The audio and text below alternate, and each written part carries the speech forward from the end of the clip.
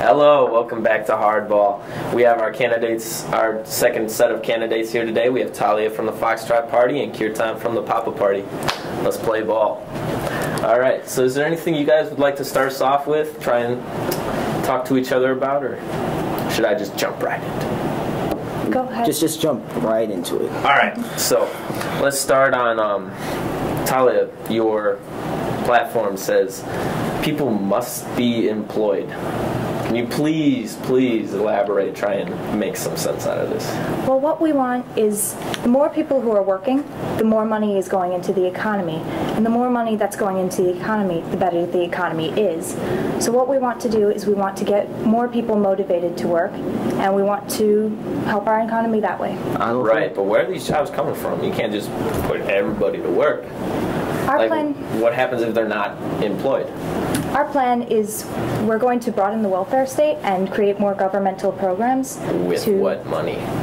We're going to raise taxes and provide for... hurt the struggling, like middle class, the lower classes. It's not going to hurt anyone. Raise taxes on the wealthy. We're going to set a flat tax rate so that everyone is paying the same percentage, and so the rich are paying a little more, the poor are paying a little less. And that way... I'm pretty sure that the poor would pay a pretty low amount, especially on a graduated income scale.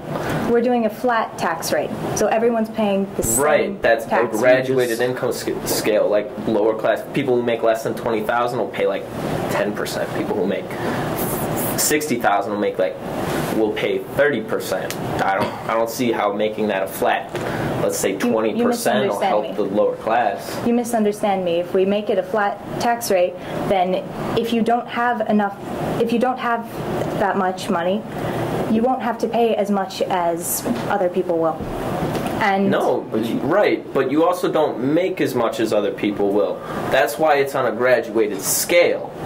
It's when someone makes $20,000 and you pay $5,000 of that, then that's a 25%. Then someone who makes $60,000 will pay 20% of that, and that'll be 33%. It goes up based on how much they make. But like if you have everybody pay a solid 30%, then the lower class will be $75,000 less instead of $5,000 in taxes. It's not. And still, I don't see how a flat tax works. Because you're abolishing, on your platform, you're saying you're abolishing sales tax. So how are you going to get more money besides income tax? Where are you going to get the other money? Well, we have other taxes, like we're going to have a luxury tax to... Over 70% of state revenue is based in sales tax. How are you going to abolish 30%? Let me finish. We're going to set a luxury tax to promote people buying necessary things and not... So instead of buying a Mercedes, you can buy a Ford, and it'll help the economy and promote business by... It'll promote business by making more people buy the necessary things.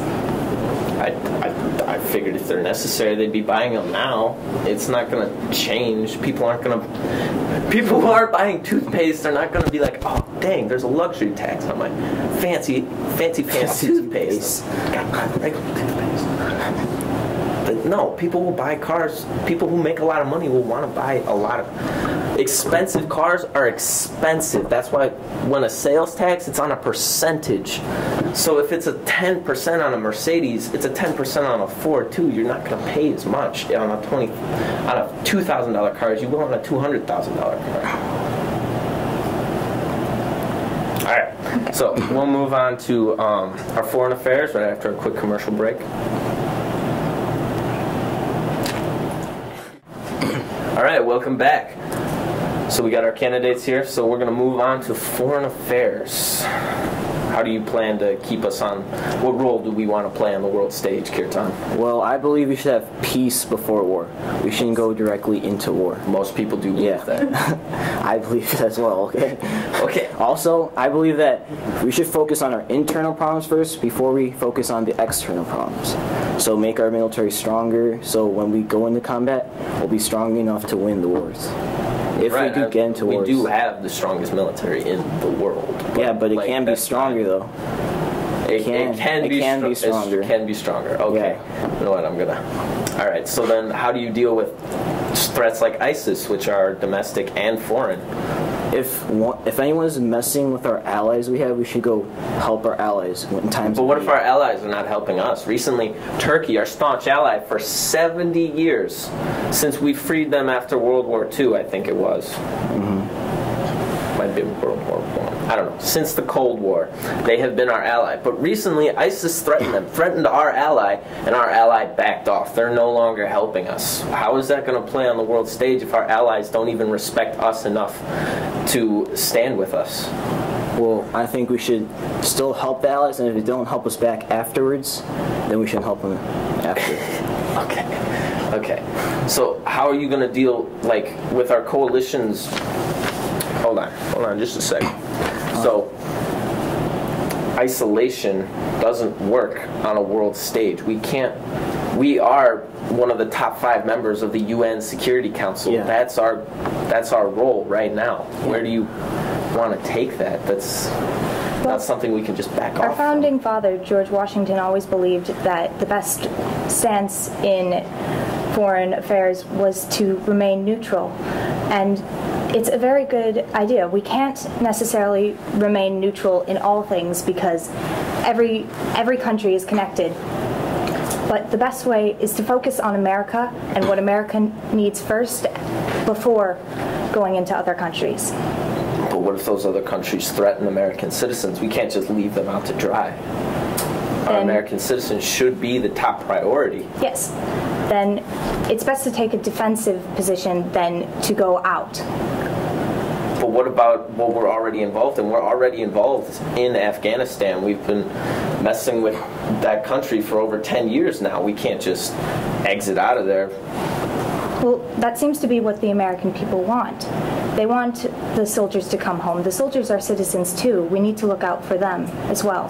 But are we going to make the over 2,000 American troops that have already died in Afghanistan, are we just going to make their sacrifice worthless? Their sacrifice is not worthless. That's a 20? Just a short period. All right, we're going to keep going. Yeah. So, all right. Their sacrifice is not worthless. They fought for American freedom, which is the most important thing.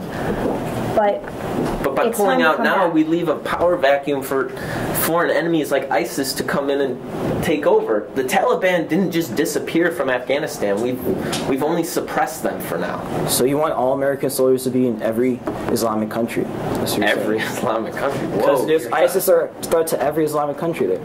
Then why are those Islamic countries, our allies, supporting ISIS and other terrorist groups, even if it's behind the scenes? We are supplying all of those countries with weapons. That's where the Taliban came from. Yeah, do we need American soldiers there to help police the Islamic countries or not? Well, if they're going to come and attack us, yes, I do believe that we need to protect American interests. Yeah, we should. Now, yes, we should start slowly pulling out, but it's got to be a gradual. yes, gradual. absolutely, because we can't just come out right away. But we do need to come out, and relatively sooner rather than later. Yeah. All right. So, Kirtan, about education, how are you going to... It says on here that you're going to limit max loan payments. Like, how is that... I don't... Interest works like as you pay in smaller increments, the more interest you pay. Shouldn't you want to help people pay off that interest quickly? We are going to help them. We're going to invest in more scholarships, like a Pell Grant scholarship. We're going to invest so more students can go into that scholarship and we can pay for their education. I don't get where you guys are getting the money from this. Like cutting taxes, raising taxes. Taxpayers' money is going to go into stuff that's useful for America. Like the rich are not going to use all their money right now. So they can spend a little bit of their money and use it in something that is better for America. Like education, energy independent jobs, stuff like that. Education is incredibly important, even if you don't have kids, because our kids are, well, I don't have kids, but kids are our future. One day they'll be running the country. So if we don't give them the education they need and deserve, what's going to be our future? All right. Unfortunately, we're running out of time, so I have to stop here. I know we still got a lot of topics to hit, but I wish we could go more. So it's been real nice having you guys out here today. Thank you. I want to hardball again sometime. All right. That wraps us up. Thank you. Thank you, Magadritis. That was Hardball, where we broke down our candidates' ideas, so you, the people of America, have a more in-depth look at what our candidates believe. As far as education is concerned, Zach wants to offer more choice for education, allowing students to go to schools they choose, while Jakub wants to abolish federal regulation and hopes that state government will better address education. For foreign affairs, Talia with the Foxtrot Party wants to isolate America, focusing on problems at home, while Kirtan wants to strengthen our military. Zach wants to plan our moves more to avoid unnecessary conflicts. And finally, Jakub wants to pull our forces out of the conflicts abroad. For our economy, Talia wants to equalize everyone and require the people to do productive tasks. Zach wants to create a flat tax to simplify the taxation process. Jakub wants to deregulate the economy and open up world markets. And lastly, Kirtan wants to promote job growth and reduce the national debt. Join us next week for our roundtable discussion with all the candidates and their campaign managers. I'm Chris Walland, and thank you for joining us. See you next time, America.